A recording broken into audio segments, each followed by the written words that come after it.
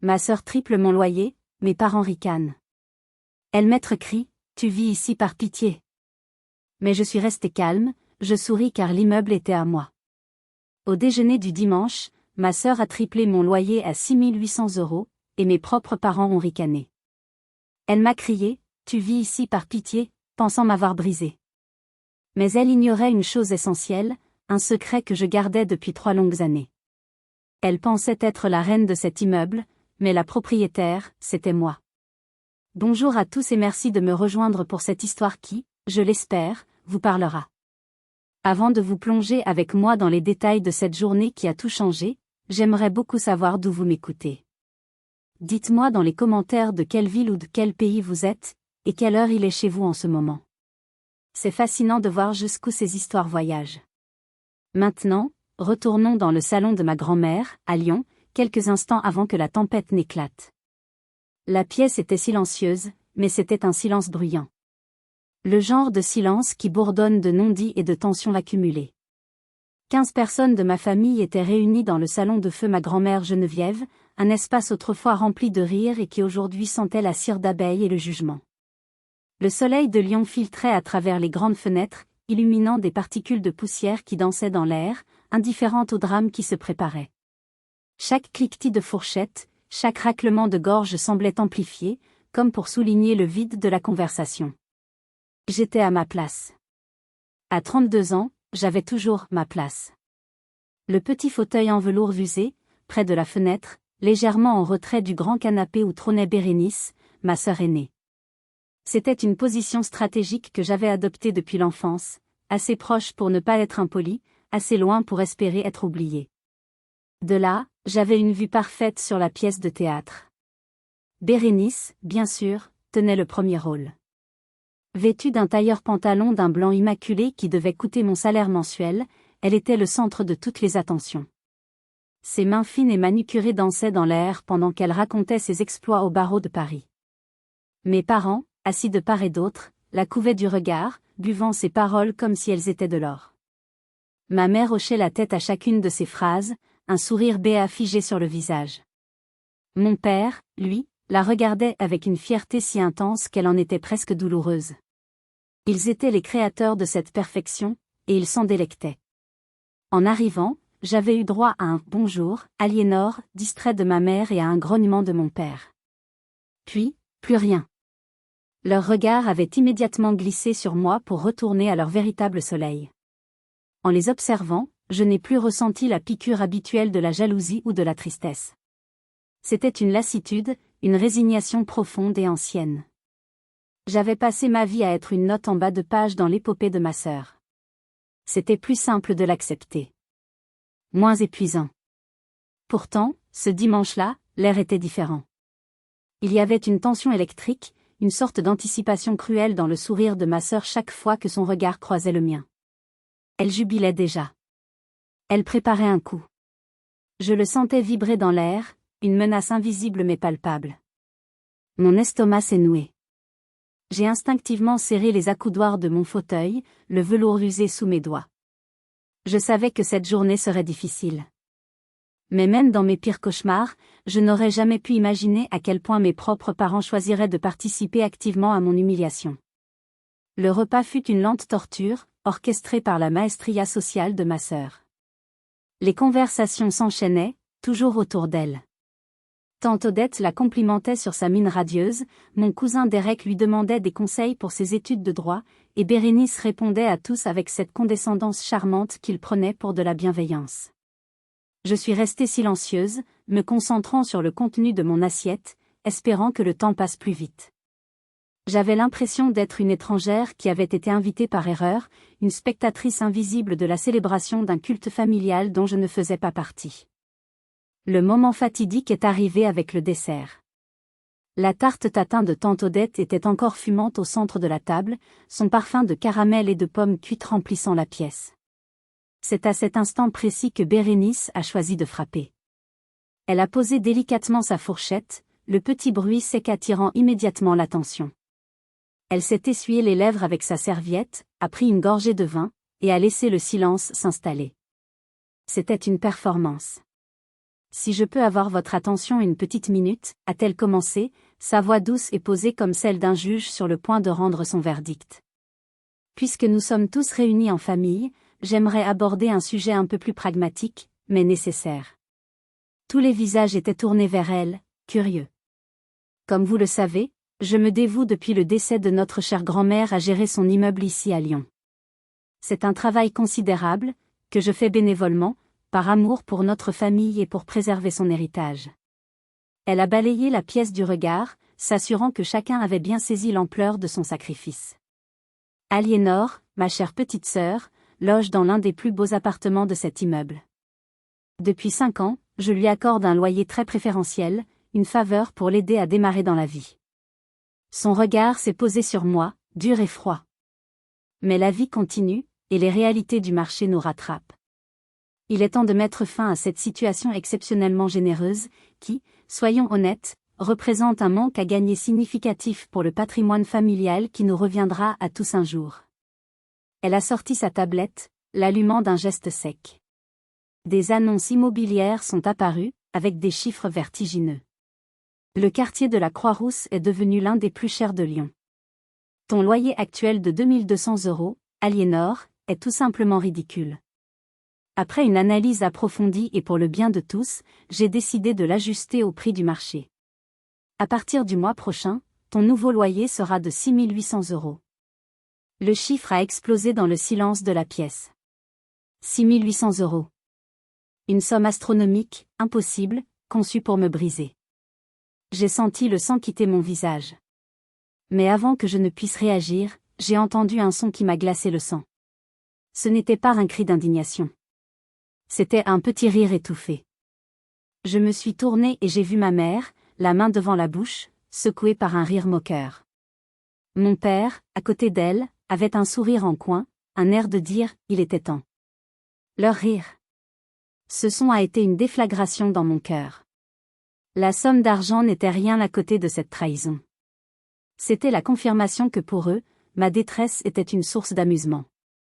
Dans leurs yeux, je n'étais pas leur fille en difficulté, mais un personnage comique dans la grande pièce de théâtre de Bérénice. Mais je suis restée silencieuse, me remémorant la première fois où elle avait utilisé ces mots comme une arme pour me briser. Pour comprendre comment mes parents ont pu rire, il faut comprendre l'architecture de notre famille, une structure bâtie autour d'un seul pilier, Bérénice. Depuis notre plus tendre enfance, les rôles étaient distribués et immuables. Bérénice était la lumière, et moi, j'étais son ombre. Je me souviens d'un exposé que nous devions faire en primaire, sur les volcans. J'avais passé des semaines à construire une maquette en papier mâché, à peindre la lave avec des couleurs vives, à écrire mes petites fiches. J'étais si fière. La veille de la présentation, Bérénice, déjà au collège, a jeté un œil par-dessus mon épaule. « C'est mignon, ton petit bricolage », a-t-elle dit avec un sourire condescendant.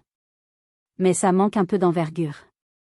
Laisse-moi t'aider. » Son « aide » a consisté à jeter ma maquette à la poubelle et à passer la nuit à en construire une nouvelle, spectaculaire, avec de la fumée qui sortait du cratère grâce à de la glace carbonique qu'elle avait convaincu mon père d'aller chercher.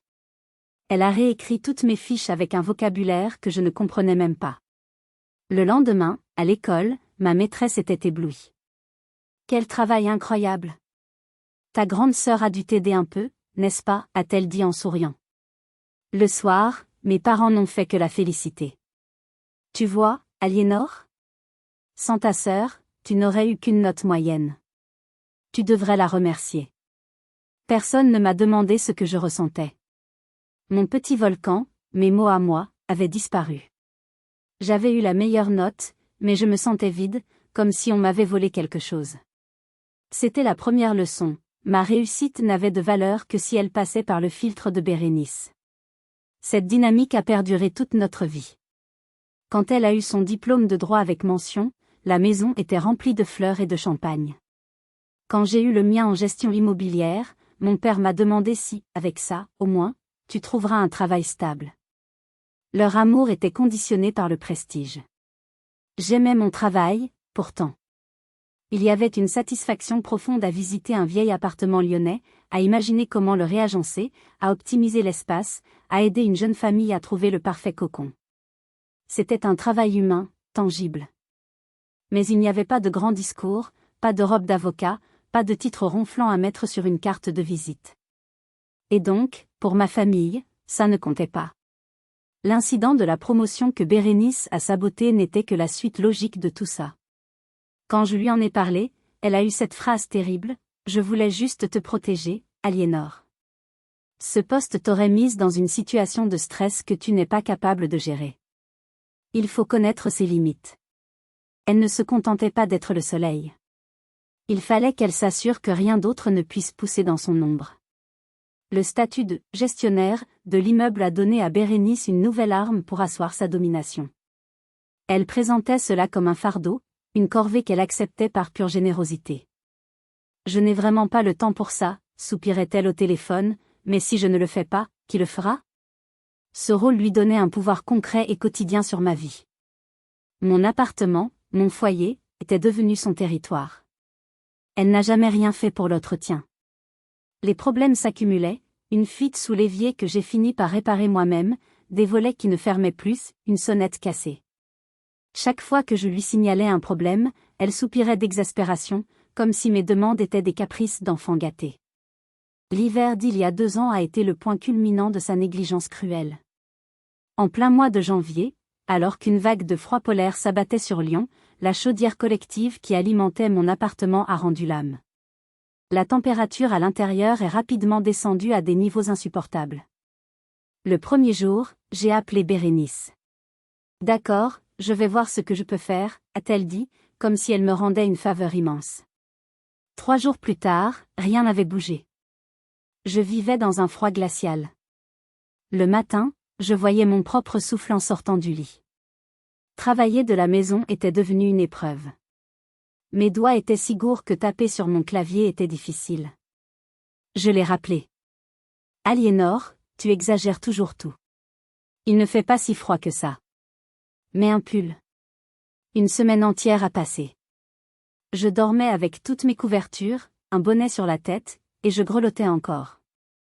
La solitude et le froid me rongeaient.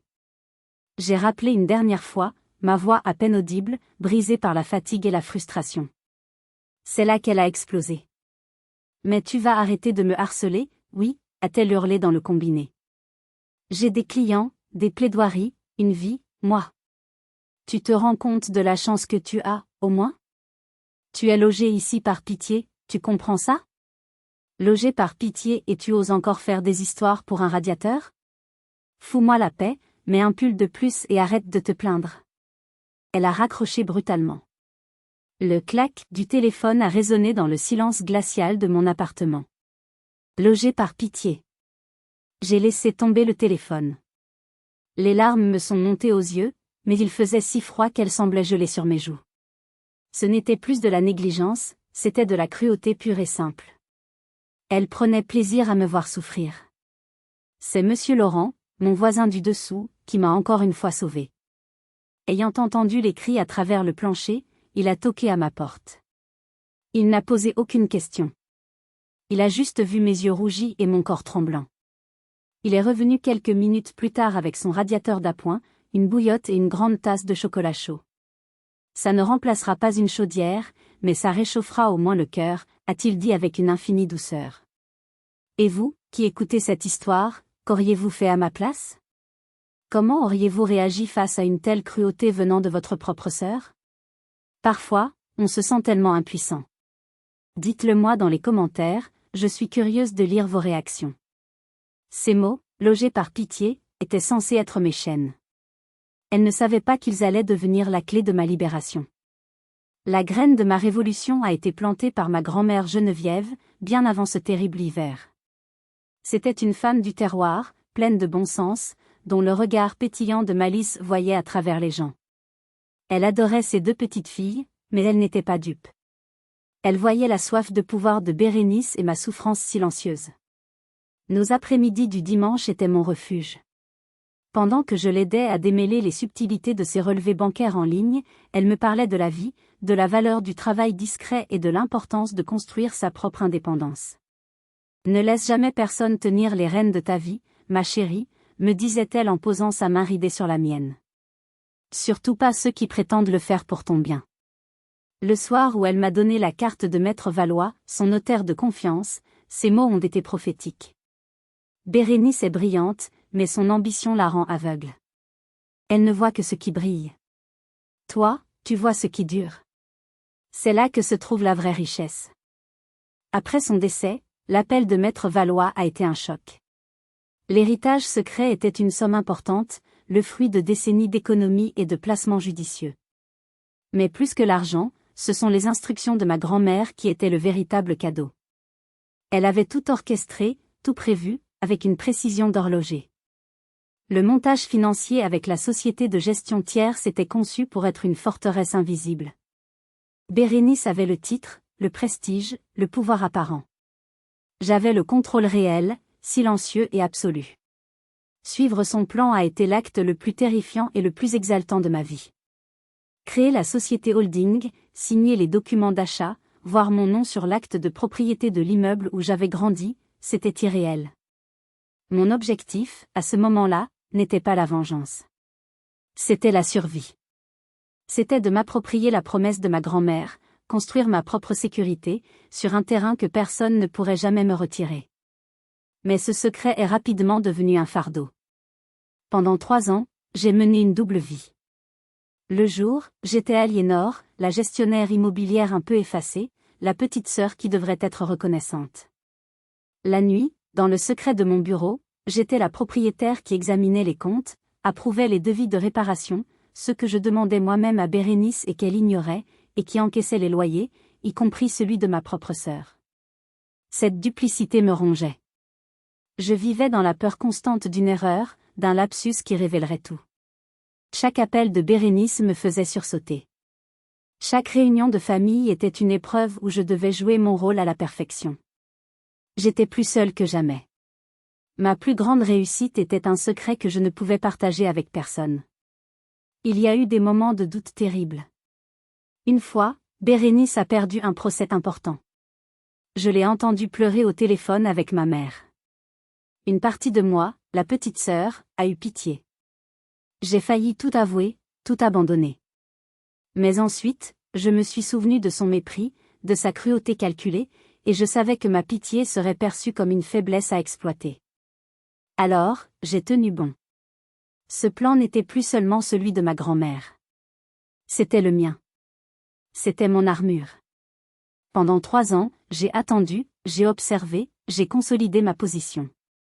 Et ce jour-là, au déjeuner, quand elle a décidé de m'achever, elle ne savait pas qu'elle ne faisait que me donner l'occasion parfaite de me révéler enfin. L'assurance de Bérénice était revenue en force. Mon silence initial, qu'elle avait pris pour du choc, était maintenant interprété comme une invitation à enfoncer le clou. Elle se délectait de la situation, se pavanant devant la famille comme un procureur lors de sa plaidoirie finale. « Soyons clairs, Aliénor, a-t-elle dit en se penchant par-dessus la table, son ton se voulant pédagogique. Ce n'est pas une punition. C'est une opportunité. L'opportunité de devenir enfin une adulte responsable. Tu travailles dans l'immobilier, tu devrais comprendre la valeur des choses mieux que quiconque. » Mon cousin Derek, qui avait toujours été son plus grand fan, a ajouté son grain de sel. Elle a raison, Ali. Finis de vivre au crochet de la famille. Ça te fera du bien de te bouger un peu. D'autres ont hoché la tête, convaincus par la logique implacable de ma sœur. Ils étaient tous devenus les jurés de mon procès. Bérénice a savouré leur approbation. Elle s'est redressée, a pris le contrat de location et le stylo, et les a fait glisser sur la nappe jusqu'à ce qu'ils s'arrêtent juste devant moi. Le geste était lent, théâtral. Allez, signe. Faisons ça proprement, en famille. Et nous pourrons passer à la tarte tatin. Je n'ai pas bougé. Mes yeux sont restés fixés sur les siens. Pour la première fois, j'ai vu une lueur d'incertitude dans son regard. Mon calme total n'était pas la réaction qu'elle avait prévue. Elle s'attendait à une crise, à des supplications. Mon absence de réaction créait une fissure dans son scénario parfait. Sentant qu'elle perdait le contrôle, elle a décidé de recourir à l'humiliation ultime. Elle s'est penchée encore plus, sa voix un murmure chargé de venin, mais assez fort pour que toute la table entende. « Qu'est-ce qui ne va pas, Aliénor ? Le monde réel te fait peur ? N'oublie pas que chaque nuit que tu passes sous ce toit, c'est grâce à ma charité. Signe ce papier et sois reconnaissante. Mes parents, à cet instant, ont scellé leur trahison. Ma mère a posé une main sur le bras de Bérénice, un geste de soutien. Ta sœur a raison, ma chérie. C'est pour ton bien. Mon père a simplement hoché la tête, son expression dure et sans appel. Vous imaginez la scène? La pression, les regards? C'est le genre de moment qui peut briser quelqu'un. Mais restez avec moi, car ce n'est pas une histoire de défaite. C'est une histoire de revanche. C'est à cet instant précis que mon téléphone, posé face cachée sur mes genoux, a vibré discrètement. Je n'avais pas besoin de regarder. C'était le signal. Maître Valois était là. Une vague de calme, froid et puissant, m'a envahi. La peur a disparu, remplacée par une certitude absolue. J'ai levé les yeux vers ma sœur, qui me regardait avec un mélange d'impatience et d'irritation. Elle pensait jouer aux échecs et s'apprêtait à me mettre échec et mat. Mais elle ne savait pas que j'étais propriétaire de l'échiquier. Le temps sembla ralentir. Chaque détail de la pièce m'apparaissait avec une clarté cristalline. Le reflet du soleil sur la lame d'un couteau. La buée sur un verre d'eau. Le motif floral usé de la nappe. Et surtout, les visages. Le visage triomphant de ma sœur, le visage approbateur de ma mère, le visage sévère de mon père, les visages curieux ou indifférents du reste de la famille. 15 visages, et pas un seul allié. Dans ma tête, une tempête faisait rage. Une voix, celle de la petite fille effrayée, me hurlait de signer. De céder. D'éviter la confrontation, comme toujours. Signe, et tout sera fini. Tu trouveras une solution plus tard. Ne fais pas de vagues. C'était la voix de la survie, celle que j'avais écoutée toute ma vie. Mais une autre voix, plus profonde et plus calme, a commencé à s'élever. C'était la voix de ma grand-mère. C'était la voix de la femme qui avait signé des documents légaux dans le secret, qui avait géré des comptes pendant 3 ans. C'était ma propre voix, enfin. Assez, disait-elle. Le silence s'arrête aujourd'hui. Mon cœur battait si fort que j'étais sûre que tout le monde pouvait l'entendre. Mes mains étaient moites. Mais mon regard n'a pas quitté celui de Bérénice. J'ai tendu la main. Un soupir de soulagement a semblé parcourir la tablée.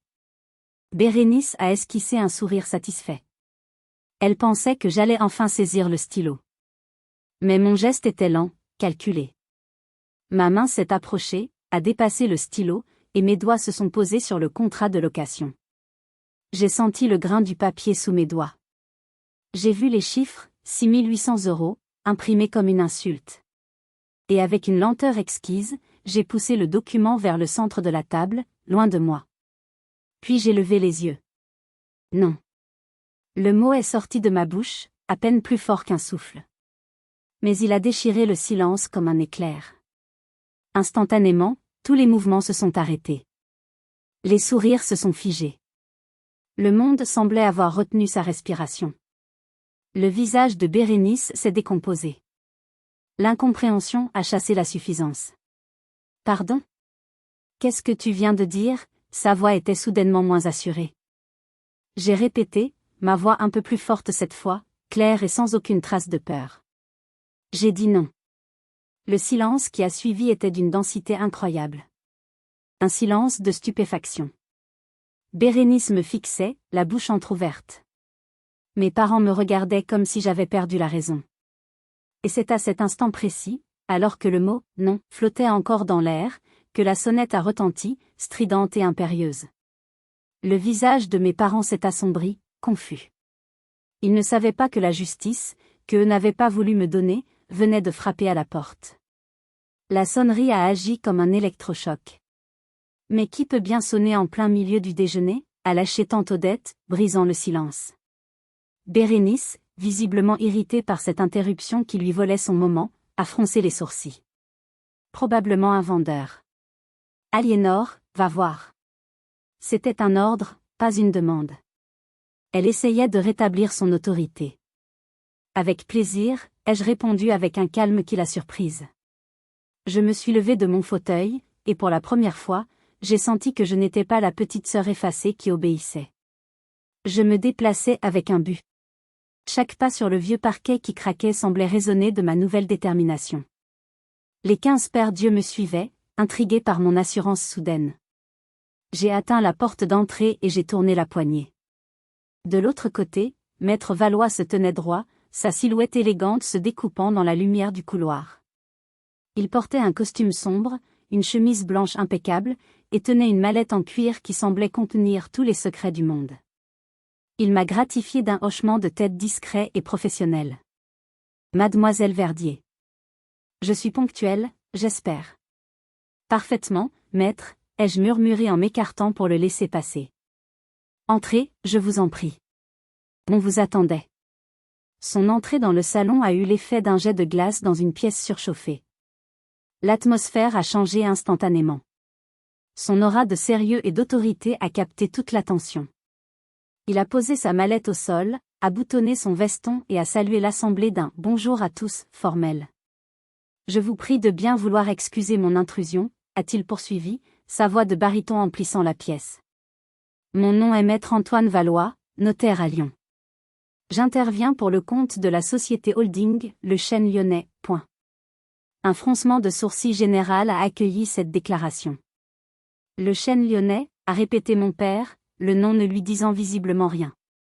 Bérénice, retrouvant une once de sa superbe, s'est avancée.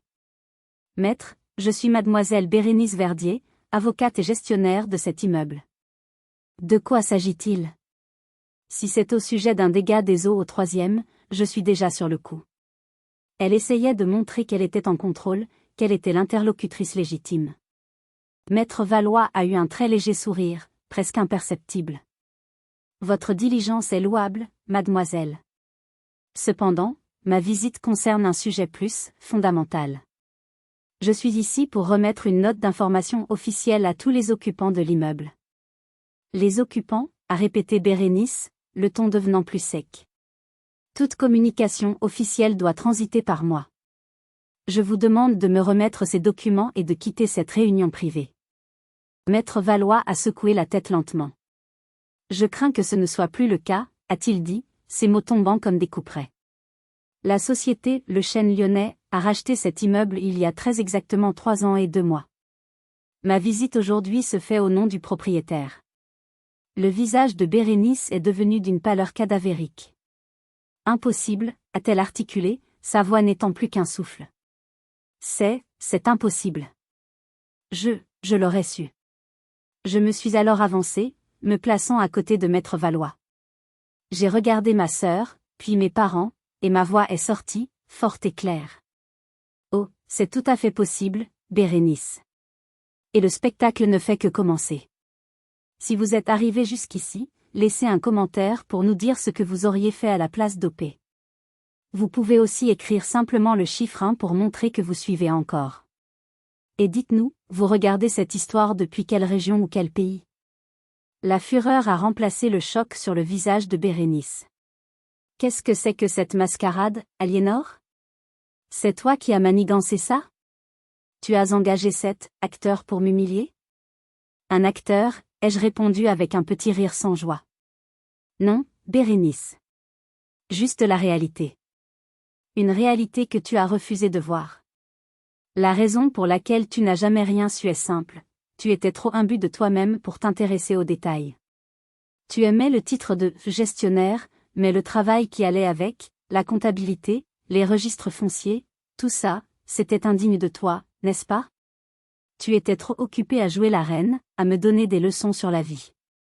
Mais pendant que tu étais sur ta scène, moi, j'étais dans les coulisses. Et j'ai racheté le théâtre. Tu mens. Tu n'as pas l'argent pour ça. C'est impossible, a-t-elle crié, sa voix devenant stridente. Mes parents me regardaient, complètement dépassés, leur visage un mélange de confusion et de panique. Maître Valois, avec un calme olympien, s'est agenouillé pour ouvrir sa mallette. Le clic des serrures métalliques a résonné dans la pièce comme un coup de marteau de juge. Il en a sorti une pile de documents, épaisse d'au moins 5 centimètres, et l'a déposée sur la table basse avec un bruit lourd et définitif. Les mensonges ne résistent pas aux faits, mademoiselle, a-t-il dit en s'adressant à Bérénice. Il a commencé à étaler les documents comme un joueur de cartes révélant un jeu gagnant. Ceci, a-t-il commencé d'une voix claire, est l'acte de vente officiel, signé devant notaire, transférant la propriété de la succession de Madame Geneviève Verdier à la SARL Le Chêne Lyonnais. Point.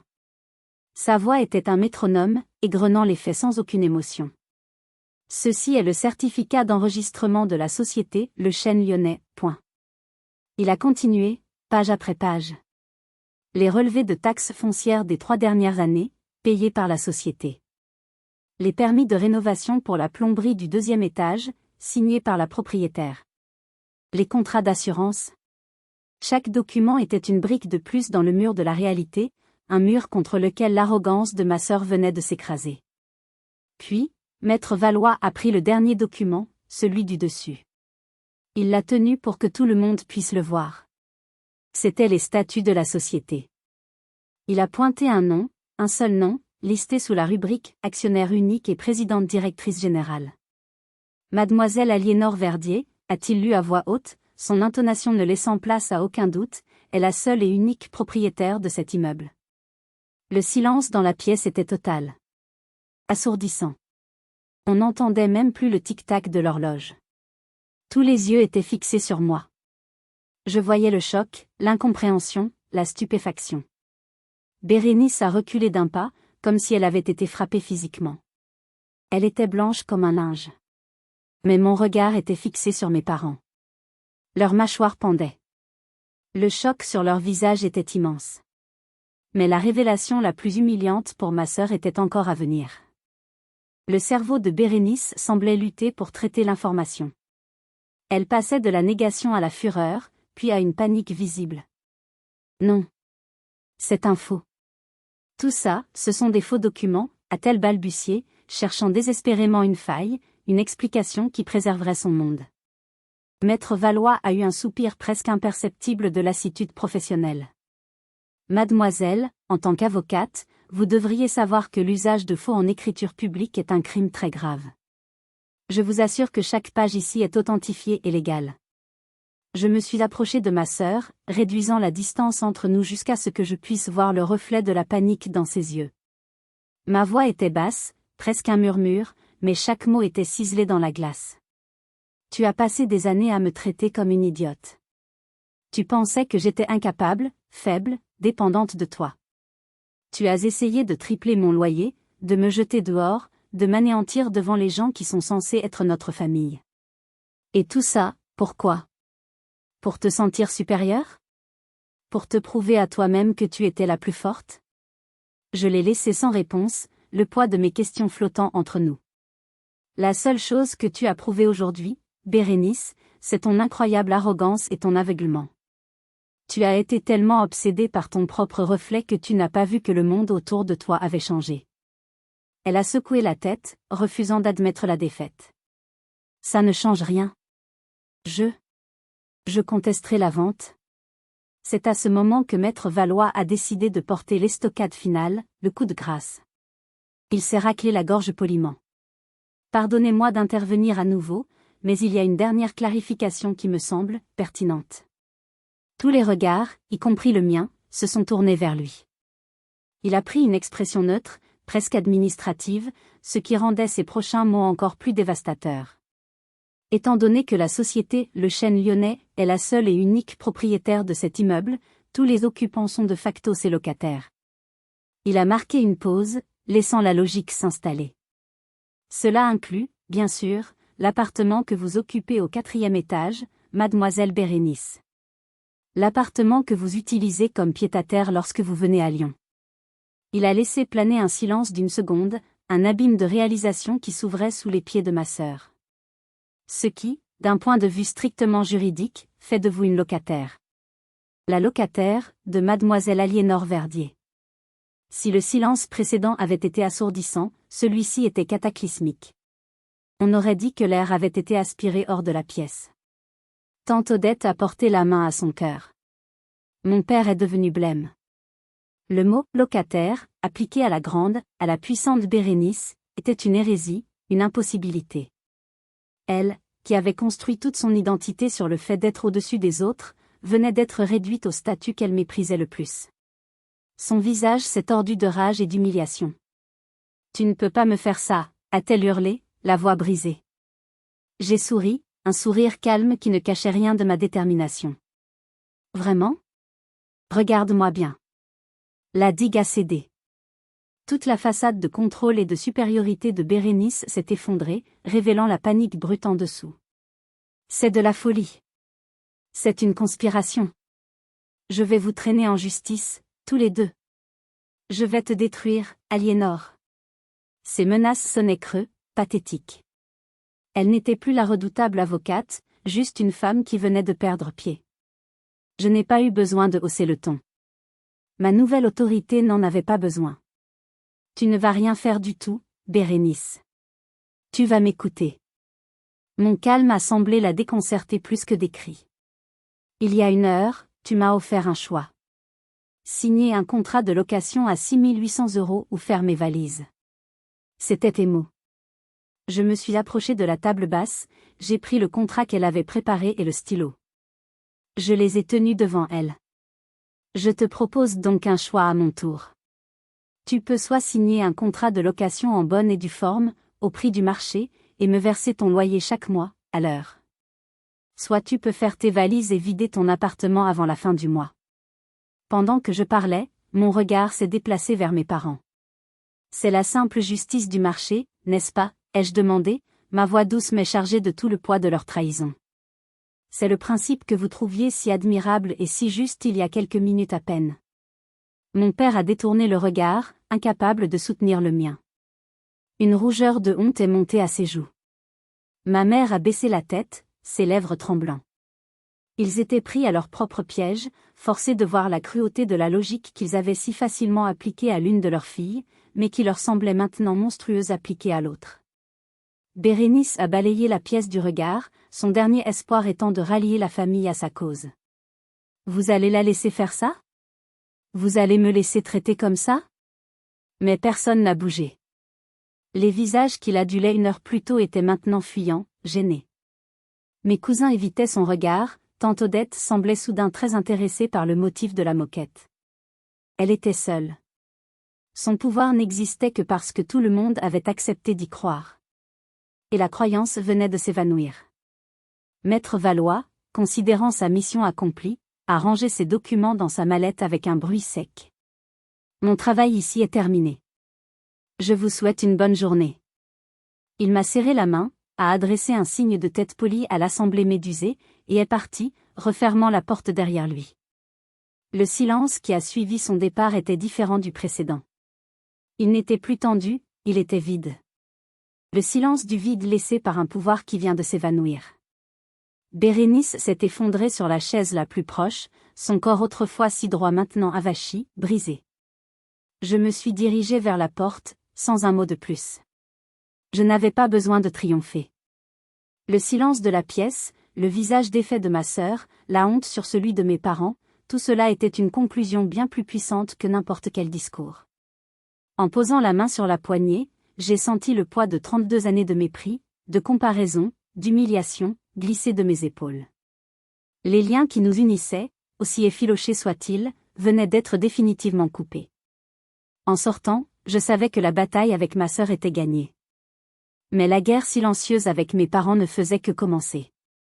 Comment reconstruit-on une famille sur des ruines de trahison ? La première semaine fut silencieuse. Personne n'a appelé. C'était comme si la famille entière retenait son souffle, attendant de voir qui ferait le premier pas. Puis, les appels ont commencé. Ce fut Bérénice, bien sûr. Sa première tentative fut un assaut de fureur légaliste. Elle m'a menacé de poursuites pour abus de faiblesse sur notre grand-mère, pour dol et pour une douzaine d'autres termes juridiques qu'elle a crachés dans le téléphone. Je l'ai laissé parler, puis j'ai répondu calmement, « Bérénice, tu es une excellente avocate. Tu sais aussi bien que moi que ton dossier est vide. Le plan de grand-mère était juridiquement blindé. Tu perds ton temps. » Quelques jours plus tard, elle a rappelé. La fureur avait laissé place à une sorte de supplication agressive. « Aliénor, sois raisonnable. Nous sommes sœurs. Tu ne peux pas me faire payer un loyer. C'est ridicule. Ce qui est ridicule, ai-je rétorqué, c'est que tu aies essayé de me faire payer le triple, sans aucun état d'âme. La situation que tu vis maintenant, Bérénice, est le résultat direct de tes propres actions. Assume. Puis, l'appel que je redoutais et attendais est arrivé. Ma mère. Sa voix n'était pas suppliante. Elle était glaciale, accusatrice. Je n'arrive pas à croire ce que tu as fait. Tu as humilié ta sœur, tu as détruit cette famille. J'espère que tu es fier de ton petit moment de gloire. Les mots auraient dû me faire mal. Mais j'étais anesthésiée. Humiliée, ai-je répondu, ma propre voix glaciale. Tu veux parler d'humiliation, maman? Où étais-tu quand Bérénice me disait que j'étais logée par pitié? Où étais-tu toutes ces années où elle me rabaissait? Ah oui, je me souviens. Tu étais juste à côté. Et au déjeuner, tu as ri. Je t'ai vu, je t'ai entendu. Tu n'es pas restée silencieuse, tu as participé. Alors, s'il te plaît, ne viens jamais, au grand jamais, me parler de famille ou d'honneur. Il y a eu un long silence à l'autre bout du fil, un silence rempli de tout ce qu'elle ne pouvait pas dire, de toutes les vérités qu'elle ne voulait pas admettre. Puis elle a raccroché. Ce fut notre dernière conversation. J'ai cessé d'attendre. J'ai cessé d'espérer. Et je me suis mise au travail. J'ai utilisé les fonds de la société pour entreprendre les rénovations que l'immeuble attendait depuis si longtemps. J'ai fait refaire l'électricité, j'ai fait installer des doubles vitrages, j'ai fait repeindre la cage d'escalier dans un bleu lumineux qui me rappelait le ciel de la Méditerranée. Les locataires étaient stupéfaits et reconnaissants. Monsieur Laurent m'apportait parfois des brioches le matin. Vous avez ramené la vie ici, ma petite Aliénor, disait-il. Un mois après le déjeuner, jour pour jour, Bérénice a déménagé. Elle n'a pas appelé, n'a pas laissé de mots. J'ai trouvé les clés dans ma boîte aux lettres, dans une enveloppe neutre. Poussée par une étrange curiosité, je suis montée à son appartement. Il était parfaitement vide. Pas une trace de son passage, pas une éraflure sur le parquet. C'était comme si elle voulait effacer jusqu'à son souvenir de ce lieu. En me tenant au milieu de ce grand salon silencieux, je n'ai pas ressenti de triomphe. J'ai ressenti une profonde tristesse pour la relation que nous n'avions jamais eue, et que nous n'aurions jamais. C'était la fin. Une fin nette, froide et nécessaire. En refermant la porte, j'ai croisé Monsieur Laurent qui montait ses courses. Il a vu l'appartement vide par-dessus mon épaule, puis il m'a regardé. Il n'a rien dit, mais son sourire était plein de compréhension et de chaleur. Il a posé sa main sur mon bras pendant une seconde. Ce simple geste, cette reconnaissance silencieuse de la part d'un quasi-étranger, valait plus que toutes les excuses que ma famille ne me ferait jamais. C'était ma nouvelle fondation. Aujourd'hui, alors que je vous parle, plusieurs mois se sont écoulés. Je n'ai plus de contact avec mes parents ni avec ma sœur. La rupture a été totale, je le crois, définitive. Parfois, la nuit, une vague de tristesse me submerge en pensant à ce que signifie perdre sa famille. Mais ensuite, le matin se lève, et je descends dans mon immeuble. Je croise les locataires, j'entends les rires des enfants dans la cour, je m'occupe des petites réparations, et je sais que j'ai fait le bon choix. J'ai choisi la paix plutôt que la guerre, la dignité plutôt que la soumission. La question du pardon reste entière. Je ne sais pas si je pardonnerai un jour. Mais j'ai appris que le pardon n'est peut-être pas la destination finale. La véritable destination, c'est l'acceptation. Accepter que certaines personnes ne changeront jamais. Accepter que l'on ne peut pas les forcer à nous aimer ou à nous respecter. Et surtout, accepter que leur opinion sur nous ne définit pas notre valeur. Ma victoire n'a pas été de voir Bérénice humiliée. Ma véritable victoire, je la vis chaque jour. C'est de me réveiller dans un foyer qui m'appartient, au sens propre comme au figuré. C'est de savoir que ma sécurité et mon bonheur ne dépendent plus de la charité ou des caprices de quelqu'un d'autre. Si cette histoire vous a touché, j'espère que vous emporterez ceci avec vous, vous n'êtes pas défini par les voix qui vous sous-estiment. Vous n'êtes pas lié au rôle que les autres essaient de vous imposer. Parfois, le plus grand pouvoir que vous puissiez revendiquer est le courage de posséder votre propre histoire et de vous y tenir droit, peu importe qui essaie de vous abattre. Merci infiniment de m'avoir écouté jusqu'au bout. Si vous avez ressenti quelque chose pendant mon parcours, s'il vous plaît, laissez un « j'aime » sur cette vidéo, partagez-la avec quelqu'un qui a peut-être besoin d'entendre ce message, et abonnez-vous pour plus d'histoires de résilience, de trahison et de victoires silencieuses. Et surtout, racontez-moi votre histoire dans les commentaires. Avez-vous déjà dû vous battre pour faire entendre votre voix? Comment avez-vous trouvé votre propre force? J'ai hâte de vous lire. Prenez soin de vous.